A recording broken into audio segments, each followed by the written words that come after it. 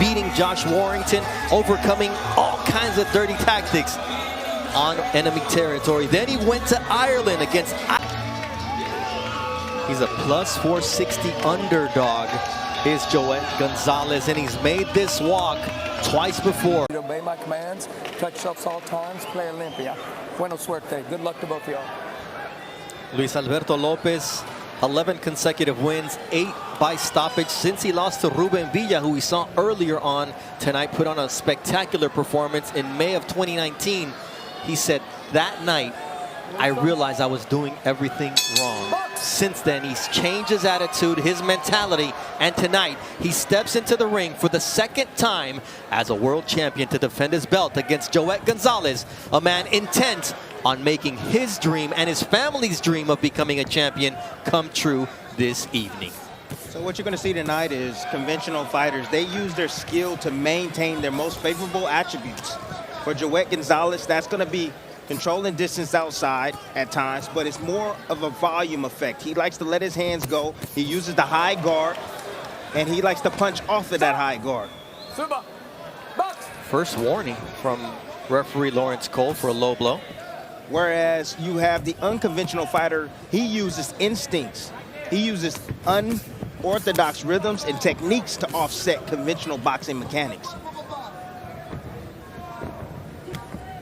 The Cha family out there in Mexicali sponsoring Luis Alberto Lopez, the Leakey's Pharmacies, and he's coming in, taking a jab from Gonzalez, who has a 3.5-inch advantage in reach, a 2-inch advantage in height, but he fights down to his level sometimes. But you see that unconventional ways I'm talking about. He's rushing in with shots, chin exposed, coming around the guard, underneath the guard.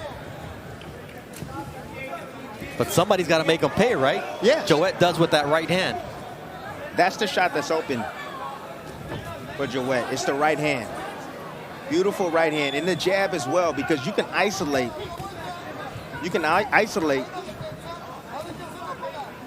Lopez on the outside with your jab. Remember, he's a shorter fighter, and he has a shorter reach as well. So he leaps in, trying to set up that body work and those uppercuts. Joet, though, comes firing out of that corner. And now he takes and dictates the pace. And that's what I want to see. Explode with something.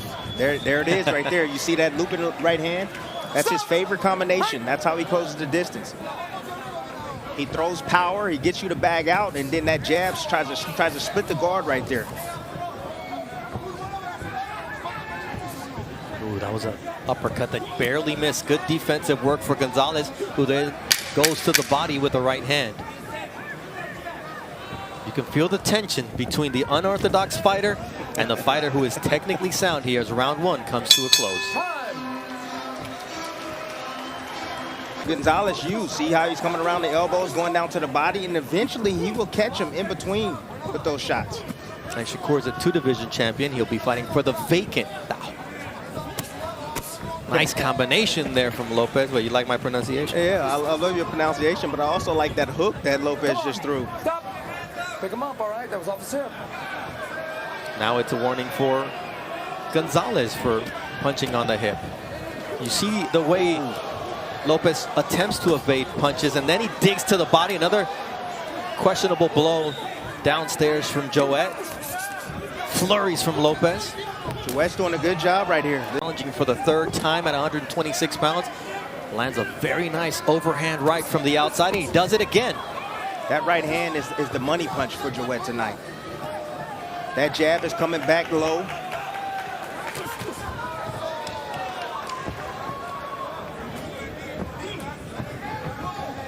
He's got Lopez moving backward. And this is an excellent start for Joet Gonzalez in terms of dictating the pace. Dictating the pace, but he needs to keep landing something effective. That was a vicious body shot right there from him. He's keeping Lopez from finding his rhythm. Nice combination, though, left and right from Lopez. That's where he becomes dangerous.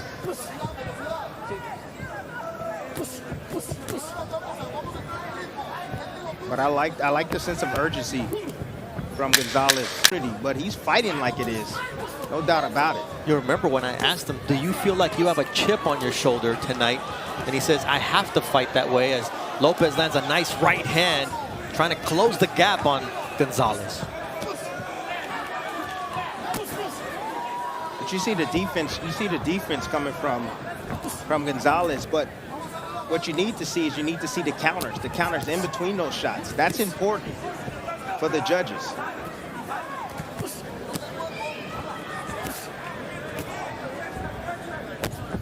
What Joet cannot do is allow Lopez to out-jab him tonight. That's one battle he cannot lose. Look, Lopez is in his zone right now. And we talked about adjustments, and that's a great adjustment from Lopez. That first leaping left hook that lands clean on Joet Gonzalez. And you see the experience right here. He's against the ropes, but he's tying up one arm and allowing the referee to do his work so he can get right back in the center of the ring. That's a stick from Joet, but he pays catching a left hook, as then he lands a shot of his own. It's that give and take here in round 3.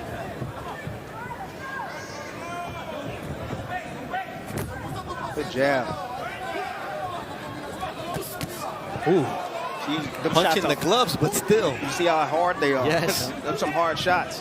Guys like Shoo, he's been sparring. Nice left uppercut there from Shoo Carrington. Joet. Joet's gonna have to fight him. Of El Venado Lopez, 20-8 so far after 4 rounds. As Joet lands a nice overhand right. See, and that's the right hand I'm talking about. It's open. It's open for Joet. He just has to let it go. But there's a left hook coming back if he misses it, right? Yes. So that's the Or an uppercut. yeah. There's that 2-1 combination I was talking about, how he closes distance with it. Short left on the inside from Joet Gonzalez.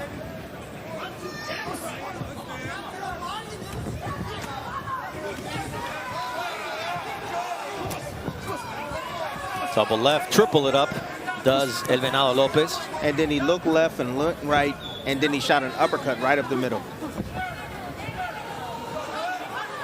Trickeration? Tricked, yes. Trickery, no doubt about it. Sleight of hand from Lopez here. The champion digging to the body. Joet attempting to answer here in the final seconds of the 5th round. The world title is at stake on Top Rank Boxing on ESPN. Is backed, but they were uppercuts. Oh, there it is. There's that right That's hand the right and the hand. combination. Right hand is open for him. Can he? The right hand, I saw the right hand and the left hook is open, but I haven't seen too many left hooks coming from Gonzalez. There's another right hand. Right. Yes, yes. It's a good round right now. Very efficient round for Gonzalez. Now he uses his jab. The punch variety, I think, has been the biggest difference in this 6th round for Gonzalez. He's not predictable. Yeah, he's dropping down, dropping the stab jab downstairs. And then he's coming with the right hand over the top. So he's taking the attention from Lopez downstairs to be able to land up top. Oh, counter left from Lopez. Did you see his eyes? I saw his legs and his eyes. Gonzalez trying to get a little bit more active here. Again, it's not active. It's about the quality of the punches you're throwing. It's just not about being active. It's how effective your punch shots are landing. You don't know where they're coming from. All you know is that they will be coming. That's a great combination from Joet. But you see him roll it again. Yes, he did roll, and then he looks away. There from Gonzalez. This is a good round, I believe, for Gonzalez. You talk about the Right here. scoring zone, Tim. Yes. The amount of damage that a fighter is putting on his opponent. They pay attention to the effectiveness of each punch that's landed. But the doctor does pay attention to that damage. And Mark Kriegel just spoke with cutman Mike Basil about the situation in Joet's corner. Box. Rolling shots, using the ropes. Look at the body shot from the outside, coming up the guard, around the guard. Some of those shots have definitely been deflected, but some are getting in, no doubt about it. I mean, look at the left flank of Joet Gonzalez. It's red from the body punching of Gonzalez. You see the uppercut right yes, there? sir. Right uppercut. Joet came in trying to attack, and he stepped back from that position he's in. Switching from the southpaw, just a nice little switch And then he comes out of there, crouching and landing an uppercut. Moving off the back foot right there. 2 punches up the middle. Ooh, there's that stick from Lopez. Look at that. Setting up Gonzalez as he freezes him at the center of the ring. The uppercut is the shot that he's looking for. He's crafty with fight-ending power. That's what makes him dangerous. There it is. Look at the movement. Good shot right there. Now the right hand, and he's putting Lopez in a corner, but then he lets him out. And Lopez makes him pay with a left hook and a right. That's good work right there. Excellent That right is hand. real good work right there from Joet Gonzalez. Taking advantage There's of a the 1-2. undisciplined hands. That's it right there. Now he's putting on work. Staying consistent. You talked about someone making Lopez pay the favorite role. Yes. And some guys are better when the odds are against It's them. interesting you say that. But I just think that he's comfortable and he knows who he is now. Yeah. You know, I don't think if the odds are against him or for him, he's going to do what he does inside the ring. This is a great round right now from Joet, just taking advantage of the non-disciplined guards of Lopez. Plus the fact that Lopez is trying to hold and referee Lawrence Cole is allowing Joet Gonzalez to punch while they're holding. Nice stab jab from Lopez. Mark, what do you got for me? Emmanuel Savoy wants Lopez to jab more, and I said, what are you going to do about those right hands? He goes, my guy got to keep his hand up. I also spoke to Joet Gonzalez, Joet's brother. He says, we've got to close the show by maintaining our distance, keep jabbing, keep with those straight right hands. In Luis Alberto Lopez, and you see that he's landed 51 more punches so far. And the man that battled depression, he told us in the fighter meeting, very open with his depression after suffering his second loss. You know, he said he saw a therapist. He needed help. He received the help, and now he's fighting in the championship, defending his belt for the second time. It's important for him to win this fight, to keep his mentals in check. And it's important for Joet Gonzalez to keep punching. The referee gets in the middle of the action, and then Gonzalez takes his advantage and lands a big right. You know, the only advantage that the champion has, if he gets a draw, he gets to retain his belts. That's it. That leaping left hook from Luis Alberto Lopez, but Gonzalez is not holding back here in this 11th round. He's making it rugged. He's getting in Lopez's face. And now it's the champion that's going to have to dig deep in the 12th round.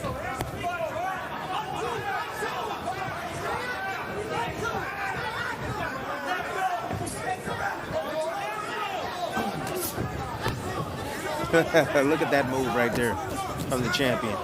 Dreaming of becoming a champion, Lopez dreaming of taking that belt home. Ooh. Nice left hook from Joet Gonzalez. Lopez has to let his hands go. That's what the corner is telling him to do. Feints with the right, lands with the left. Good body work from Gonzalez. Close round here between the champion and challenger. Neither wanting to give it up, and they'll have 1 minute and 5 seconds to determine the winner of this fight.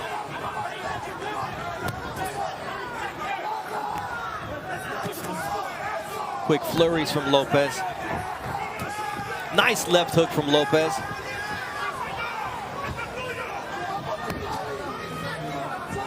The heart of a champion and that of a challenger on Mexican Independence Day weekend. Trying to close the show.